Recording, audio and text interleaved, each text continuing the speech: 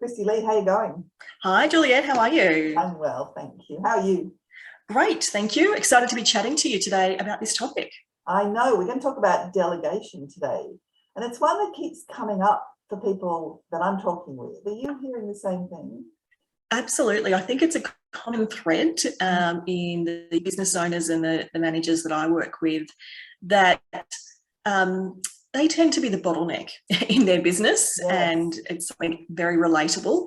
And it's largely because they're not sure how to or not confident to delegate, or they aren't really delegating particularly effectively, and therefore everything keeps ending up back on their desk. And I think it's particularly true if your strengths are around doing. If you're detail focused and you're a delivery focused person and that's what motivates you, then generally speaking, you can probably do it faster and better than anyone else. And I think particularly when it's your business and you're growing, the temptation is to hang on to those things, isn't it? Yes. Think, oh, look, I'll just do it. It's just easier than having to explain it to someone else or, that sort of thing. Yeah, I think you hit the nail on the head. It's quicker and easier if I just do it myself is the trap that we all fall into sometimes. But the truth is you can't grow any kind of business if you're doing everything yourself. So whether it's your business and you're growing that business, or whether you're a leader within an organization, if you're trying to hold on to things, both you can't grow, but also you're stopping the growth of the people. I was just going to say, yes, you can't grow the business and you can't grow your people. Yes. I think that's really what it comes down to, isn't it? Yeah. Until you can delegate to people, really, and give them those opportunities, you're not helping them to grow. No, exactly. What are the challenges you see with the people you work with around delegating? Is it that they don't know how to, or they don't want to? What do you think? Oh, there's definitely a sort of reluctance to, I think, for all those reasons we've just said. But I think also often they don't have the skills. And what I see is sometimes people delegate, and because they don't talk about the end result, what they expect is the end result, what comes back isn't quite what they wanted. And so they go, oh, look, I'll just do it myself. And so they don't bother to do it again. They don't do any coaching around what happened or what went wrong, or they don't clarify things with people they're delegated to. So I see that happen quite often, in fact, where they give it a go and then they go, oh, it's just too hard. Now I've got to interact with this person, and now I've got to have a conversation, and all of that sort of thing, I think, makes it difficult. Yeah, and I think that's a really interesting point about not giving them enough information around the delegating, and specifically around what it is that you're trying to achieve, what the end result needs to look like. Because people can't read our minds, and I think if we're not communicating those things, we're making an assumption that they understand this end result or outcome. And it's an interesting point you made. Recently in my Facebook group, I asked our members what their top tips were for delegating, and one of the members said exactly that being clear about what the outcome needs to look like, both for her in her mind, but also when she's communicating that, and also being clear about where there is wriggle room and where there is not wriggle room in terms of how things are done as well. Was one of her other tips. That's really interesting, isn't it? I think that's so true. And look, I know I was guilty of this. I remember when I was first running a team and I delegated a task to someone, and it came back not at all as I had anticipated. And, my first thought was, that's not what I wanted. And then I realised that I had not been terribly clear about the end result. In my head, I was really clear. Yeah. But I hadn't actually articulated that in a way that made sense to them.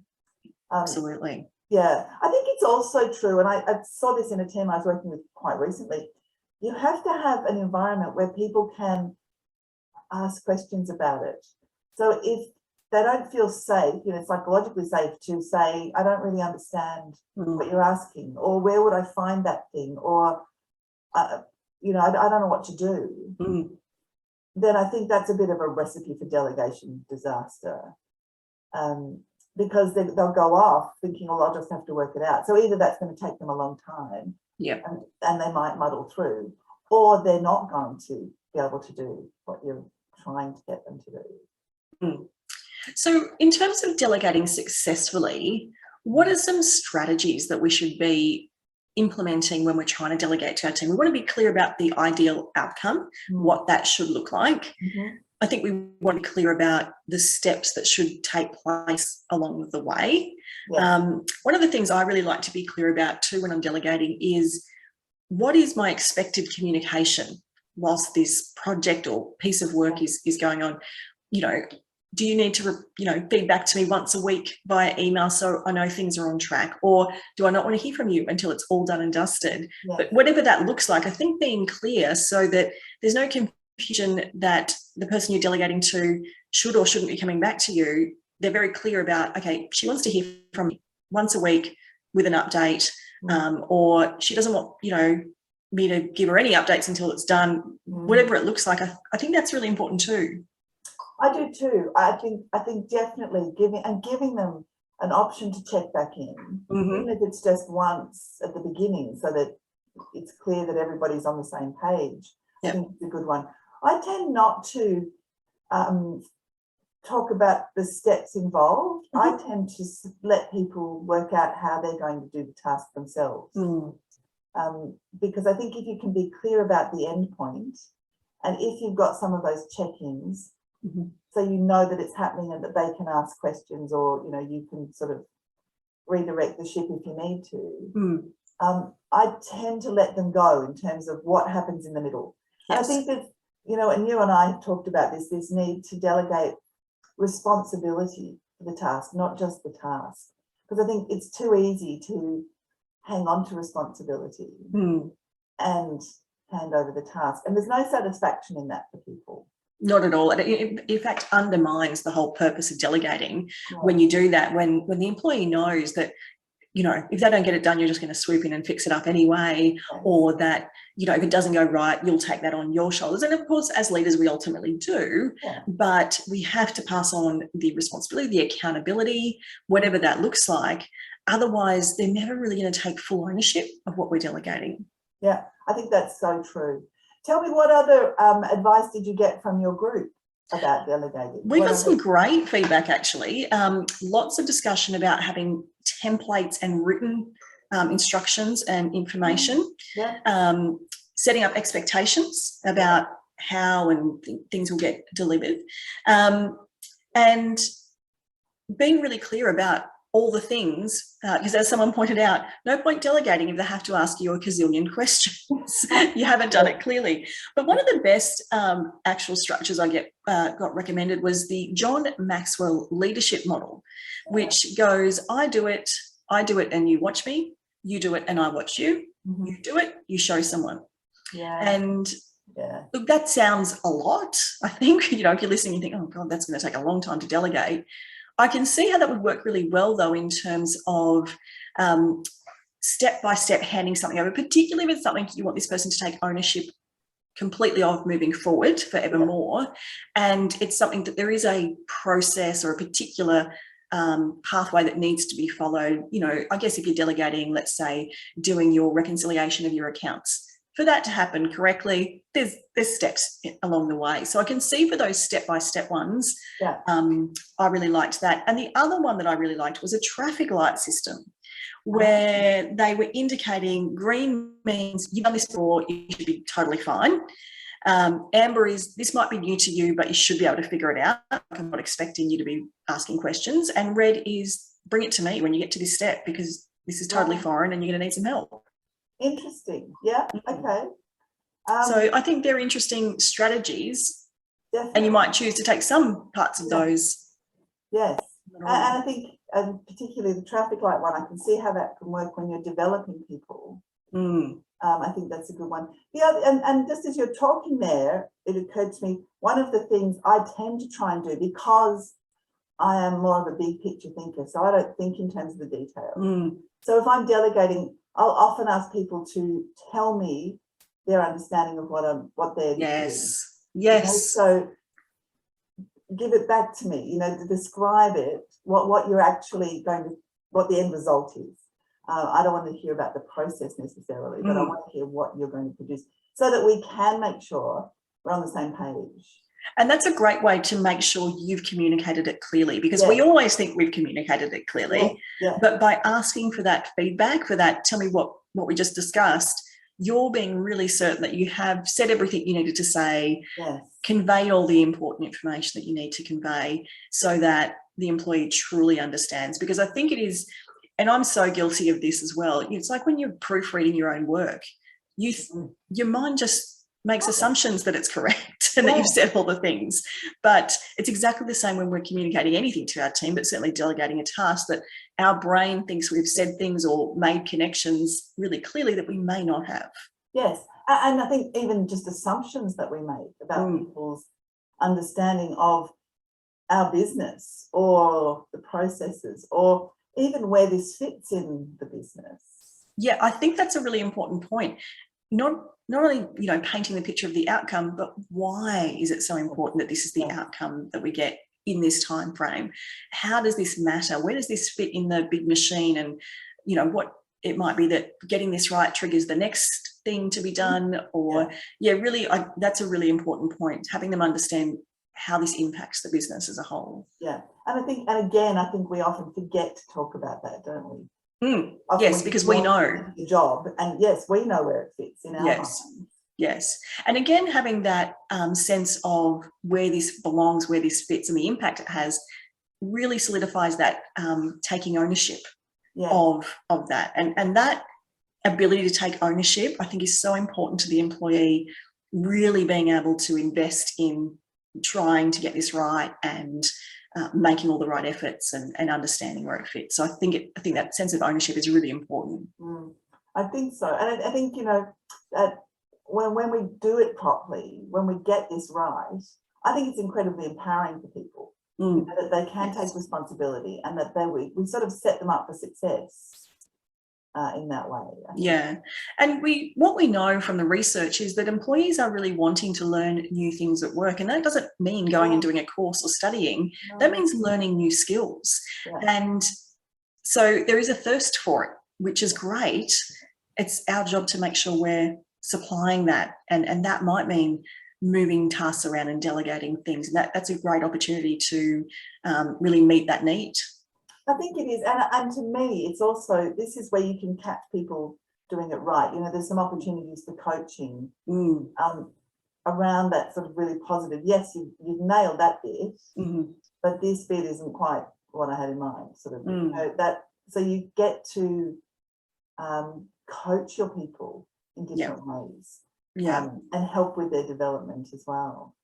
Absolutely, and I think circling back to the question or the topic we were chatting about, where we tend to hold on to things because it's faster and quicker and easier to do it ourselves. I think when you're delegating, it's important to remember it is going to take longer than it takes you. And that's okay, because they're not the boss. It's not their business. They're not in the leadership role. So that's actually okay. And it's unreasonable a lot of the time to expect an employee is going to do something as quickly and efficiently as you do it. That's so especially at the beginning. Yeah. And even that they're going to do it, that the end result is going to look exactly like you wanted. Because they're doing it and they're doing it in their way, it might be a little bit different. And does that really matter? Let's not get hung up on the tiny details. Yes. If it's not necessary. Absolutely. It's slightly different from what we expected. Yeah. So I think having, reasonable expectations of our people about how it's all going to play out when we delegate, and not expecting perfection immediately, or, the same pace, or all of those things, I think is important, that we give a bit of leverage there. Yeah. And can I just say, and I would call this the icing on the cake, if you really want to learn from the process, once you've delegated something to somebody and they've completed the task, there's a real opportunity there to say, I'm not sure that I'm a great delegator. Tell me how that went for you, and ask for some feedback.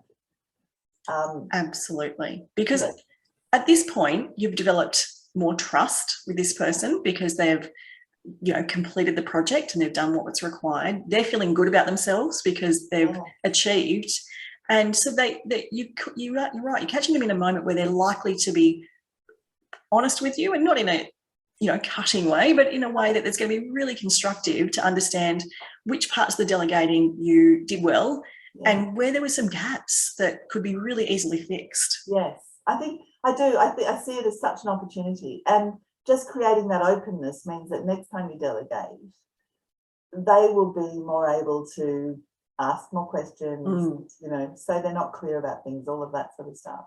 And one of the things that I love seeing people do as well, when they delegate something, particularly if it's a delegation where you don't really have templates or clear instructions already in place, is get the person that you have delegated to create that resource as they are learning and doing the task. Yeah.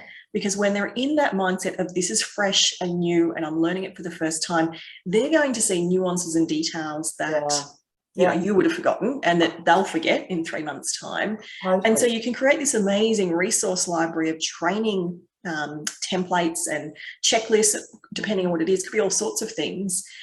But when you get someone to do this as they're learning, you get the complete perfect scenario for someone to capture all the details and all the steps. I think you're right, and those fresh eyes are really useful, really valuable to the business. Yeah.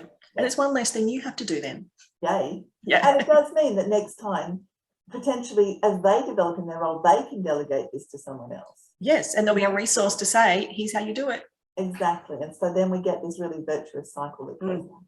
Yeah, absolutely. Yeah. And I think, look, if we can nail delegation, if it's something that we can master and feel comfortable with, it just buys us time, doesn't it? It gives us back time when we don't have to do things. Yeah. And it helps build trust in the team. It has so many positive benefits in a team. That's a tautology, isn't it? It has so many benefits in a team. Because people know you trust them and they're able to take responsibility. So you really are helping to build your team at the same time. Absolutely. Yeah. And I think it's fundamental to team growth, to business growth, and to personal growth. Yeah, no, I do as well. Yes, yay. Thank you for that. Great. I think it's a great topic. And if you're listening to this and you think, oh, I need to do a little bit more delegating, go ahead, just give it a try. Pick something that's easy, that you can easily teach someone and that they can easily learn. That's a great starting point. So go out there and get delegating. Absolutely. And communicate. Just be open to communication, I think. Absolutely. Yeah. Brilliant. Awesome. Good to chat to you, Juliette. Lovely to see you. We'll talk soon. Talk soon. Okay. Bye.